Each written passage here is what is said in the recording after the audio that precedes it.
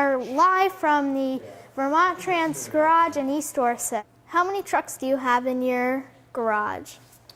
Well, this garage we have about 5 trucks, but for the Southwest region we have about 50. And it takes about 80 different men and women to operate those vehicles so we can keep the road safe. What is brine? Okay, well, brine is just water and salt. And you add water to the salt and it dissolves and it creates a salty, basically, water, which is called brine. And we like to get it so it's about 19% salt in the water, and that helps us melt snow a little bit faster. What we do is we spray it directly on the salt. So when we spread salt on the roads, the wetted salt sticks to the road a little bit better, because if it was dry salt we put on the road, about 30% of it would bounce off the road into the ditches and it wouldn't do any good for us. How many transportation department garages do you have in Southwest Vermont? I have 13 different garages in the southwest corner, which makes up of all of Bennington County, all of Rutland County, and a few little pieces of Windham, Addison, and Windsor County. So there's about 65 towns or so that we impact. How much salt do you have to have in the car in order to... In each truck? Yes. So this, the truck behind us is one of our smaller trucks. That carries about 1,200 gallons of brine and about 8 tons of salt when it's full. Our bigger trucks also have about 1,200 gallons of brine, but it carries about 12 tons of salt. So it's a little bit bigger capacity on the salt. And that helps when we have longer routes and the driver doesn't have to come back so frequently to refill with salt. What is the capacity of brine in your garage? Okay, so each garage has a number of tanks, usually between 2 and 4 tanks. They're each 6,000 gallons. We make it and distribute it all out of the East Dorset facility here. Usually go through about 750,000 gallons a year. That's a lot. You do it for every storm? Well, we put salt down in every storm. Salt works better. It melts more snow when it's on the warmer side, like right around freezing. Once the temperatures drop down, like say in the teens or even lower, it takes a lot more salt to melt the same amount of snow. And also our brine doesn't work as well because we have to worry about it refreezing on the road. So what we do is we have an additive that we add to the brine that helps it melt snow at colder temperatures. But if it gets really cold, we don't use brine at all. Then what do you use? Well, we keep plowing and we use salt. And if it's a little icy, we may sprinkle a little bit of sand in there too to help get the roads a little gritty for traction. How often do you do that? How often are we out plowing? Yeah. Well, we try to get out there right when the storm starts. We really get out there before the school buses are out there because we want to make sure commuters going to work and all the kids going to school get there safely. So our folks are up really early to do that. And then we just keep at it throughout the day. And then if it's nighttime, if it's a long storm, like a 2-day storm, there'll be just a few folks out at night, but we really try to keep motorists safe during the day. They're going to show you how they dump the brine out of the truck. Step up here, make sure you hold on to the handle. Okay.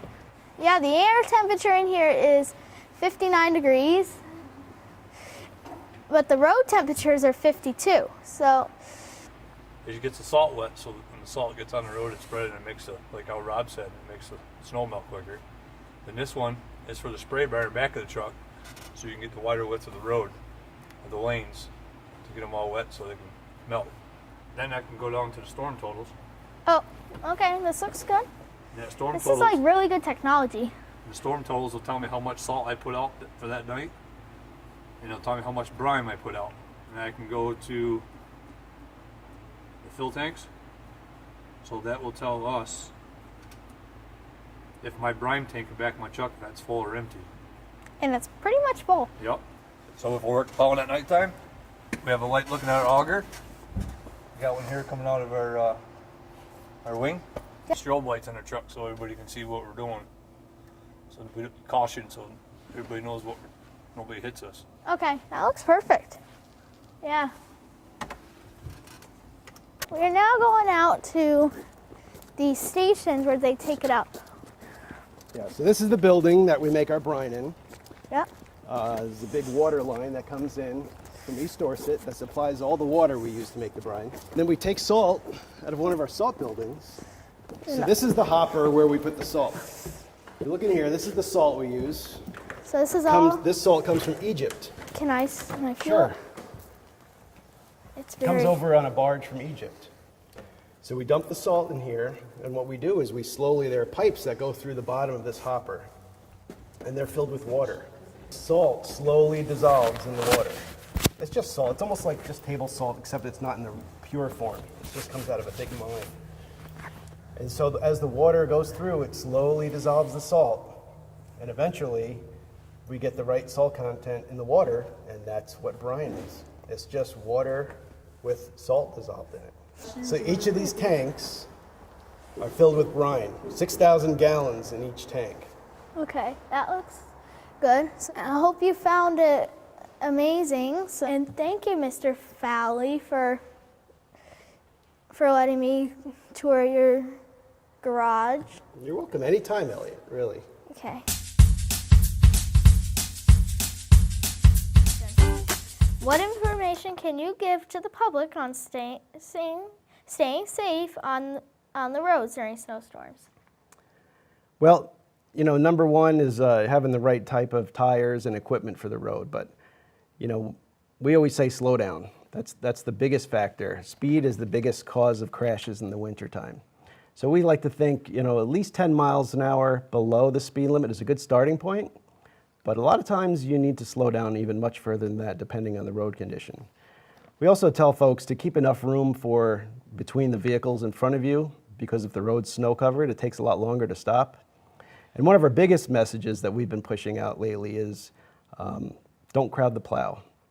Our plow truck drivers, they're big pieces of equipment. They've got plows. They have a lot of blind spots. A lot of people don't realize that when they're driving in a passenger car. So, give the plow plenty of room. We'd hate to see somebody try to pass a plow and then hit a slick spot and then they wind up crashing into the plow. We've seen it too many times. So give the plow plenty of room, don't crowd it, and I think people will be much better off. Thank you for taking the time out of your day to do an interview with me. Thank you, Elliot. I appreciate it. I'm glad to be here. Please enjoy the show and stay tuned into the next episode. And please stay safe in any snowstorms.